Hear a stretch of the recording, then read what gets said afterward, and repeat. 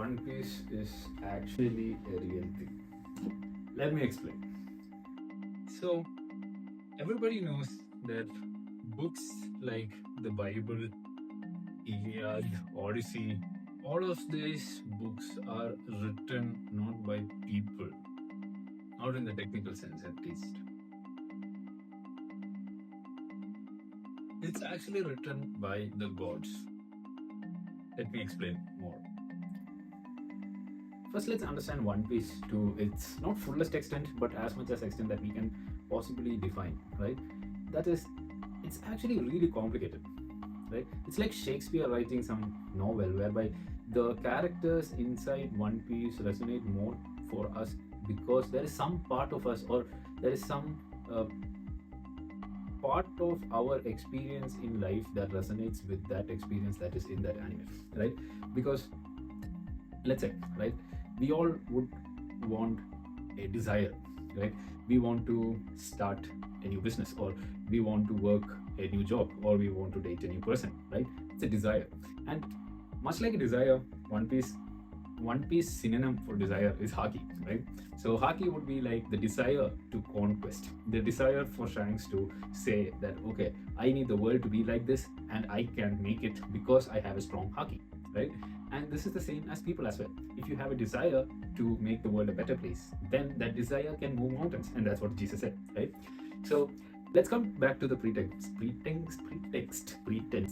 that One Piece is not actually written by a person. It's actually written by a force. That means, I think universe is actually a ball of energy, and you do not write something. And all of the great poets, philosophers have said the same thing, is that I didn't write this thing. It came to me, right? Structure of DNA was not invented by a person. It came to him in a vision, right? And what is that vision? How do you achieve that vision, right? You need Haki, right? Either you need like a devil fruit power, that means you have to be blessed by some kind of talent, let's say. And this is kind of weird because talent is a really important thing, but it also, for our world at least, it's a predicament of time, right? If you are a gold merchant, or if you are someone who melts metal to make figurines, and you are really talented in it, right? You would be, even though if you can be a really successful all-round person today, it would be really hard, right? Even though talent is there. But if you are a more of a business kind of guy, you can be better here, right? If you are talented in business, then you can be better today, not in 1800s, not in 1700s, today, right? So I think devil fruits are like our individual talents, and you can hone it, you can make use of your talent to create things in your world. But Haki is something that you train yourself. The will of Roger is the will. Wills, as Jesus said, will the mountain can be moved by your will, right? So this whole thing is creating something from the energy space that is inside this universe, right? And that is why One Piece is so resonant to us, as much as Hinduism is resonant to us. If you don't know, like, Hinduism is not actually like a religion. What I understand from it is, like, if you guys are a hardcore believer, don't be like, oh, this guy is mocking the religion, even though he is born into this religion kind of stuff. But what I understand about Hinduism, the main differentiation, I'm not saying it's a good or bad thing, right? I really don't believe in any religion as such. I believe in godliness, not God, right? But I think the reason why other religions have like 3 gods, right? Christ has, like, Christianity has Father, Son, and the Holy Spirit, right? And Hinduism actually does have it. It's Vishnu, Brahma, and Shiva, the creator, sustainer, and the recycler, right? And Hinduism would deviate from the normal religion, like even Buddhism or Jainism or Islam, is Hinduism has 10,000 million gods, right? As like One Piece, like, you would like one character inside One Piece, right? And I would like something else, right? So likewise, Hinduism has many gods. It's like One Piece, dude. Like, it has many gods for each and every stage and emotion of your life. If you are a Hindu, I will try to speak to you as such, or I don't want you to be a Hindu, or if you're familiar with the text, or if you're familiar with information, right? Shiva is more like a masculine force, right? And it's more like a refined masculine force, Shiva, right? So if you want to go to a war, if you are afraid of something, you try to become Shiva, and then you are Shiva, right? But if you are more feminine in nature, you don't want to resonate with Shiva, then you become Kali, right? It's Parvati who's Shiva's wife in another form, right? So like other religion like Christianity, if you are a girl or if you're a woman, it would be hard to resonate with Jesus. I'm not saying it's hard to resonate with Jesus like in literal sense, because you can't vision it, because you are visioning Jesus. You are visioning like, oh, I want to be divine, or I want to be a disciple of Jesus. Jesus has like 7 disciples and all of them are men, and I'm a woman. I can't actually think me visualizing as a disciple of Jesus, because I see in pictures and movies and text and paintings, all the disciples are only women as men, and only one person that I can really visualize myself to be would be Mother Mary, or Saint. I forgot, like Saint. There was a woman saint as well.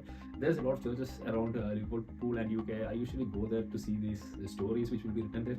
It's very interesting. So this is what is Hinduism is kind of playing, right? So if you see One Piece every day, at a point you be like, hey, why am I so attached and resonating with this story? That is because each character is like, you want to be that character in a phase of your life, right? If you want to be Whitebeard for your family, or for your friends, for your people who you love, right? You want to be Ace for the fun time, right? You want to be Buggy to goof off. You want to be Luffy in the other times when you have recognition and you are allowed to goof off, right? And that is the whole point of religion, and that, I think that is the whole point of Hinduism having like 10 million gods. And people like say, you have 10 million gods, which god do you want to believe? It's not, you can't believe in something, like you either know it is there or you don't know, right? You don't believe in sunrises, you know sun is going to rise. If not, okay, in 10 to 20 days earth is going to shatter, right? So you don't believe in a god, you try to embody that character in you, and then by embodying that character in you, you become it, right? And Jesus said, believe in yourself first, right? You could embody it, right? But it would be really hard for you to visualize when you are going through that journey. For example, you are trying to start a business, you are trying to be a social media creator, or you are trying to do something which is way out of your ordinary, right? And this is a very big perspective that you guys have to understand, is when you change, right, the people who know you, who are surrounding you, would be uncomfortable, right? Because they have idealized and they have an image of you, how you act, how you think, how you respond to their comments. And once you do not do that, they would be uncomfortable. They would be like, why are you lashing out? It's unlike of you to react like this. Before you didn't, why did you do this now, right? And this is ordinary, and you have to accept the fact that if you want to do something, you have to embody something else, right? That means you are changing as a character, right? And this is the same work, I think, Joe Dispenza or Tony Robbins or anybody who understands, I think they understands the same thing, but they can't make it much easier or dumber for people. I think dumbness is a virtue, right? Ignorance is bliss. The more you understand world, the more you question it, even though it's fun for me, I would really think it's not about questioning it, even though it is for me. It's more about living it each day, right? Without questioning it. And I think in One Piece or in any life per se, you cannot have an information that is outside of your scope, right? That will be redundant to you, right? If you are somebody and somebody told you, hey, do you want to be a movie star? You would be like, that's absurd. I need to get my English one. That's obscene, if I'm not wrong. Absurd? That is not resonating with you, because that is not your character, right? And I think life is like, there is one script, the reincarnation and everything is like, there is this one story, like there is Luffy, there is Zoro, there is Sanji, there is Nami, and this name changes and the time changes, right? So you see the Straw Hats, you see, oh, this crew is crazy, right? But then you see the Whitebeard crew, then you kind of think, you know what, this is actually a really good crew, right? But it was on a different era, and that's what like Marco said to Luffy when they were like getting out of Wano. They were like saying, you know, Luffy, this is your time. That means I see Ace in you. I see your crew much like I see my crew, but the time has changed. Now it's your time to go on this conquest of finding One Piece, go on this fun adventure with your friends, right? And it's my time to be understanding about life and being away from my crew and all of this happening to me, and I need to reflect on this. And this is my character, and I embrace it, right? What do you think? What actually made you watch or be a fan of One Piece? I really am envious. If you want to explore more, I would be glad if you comment on this video, and let's take it from there. Kudos.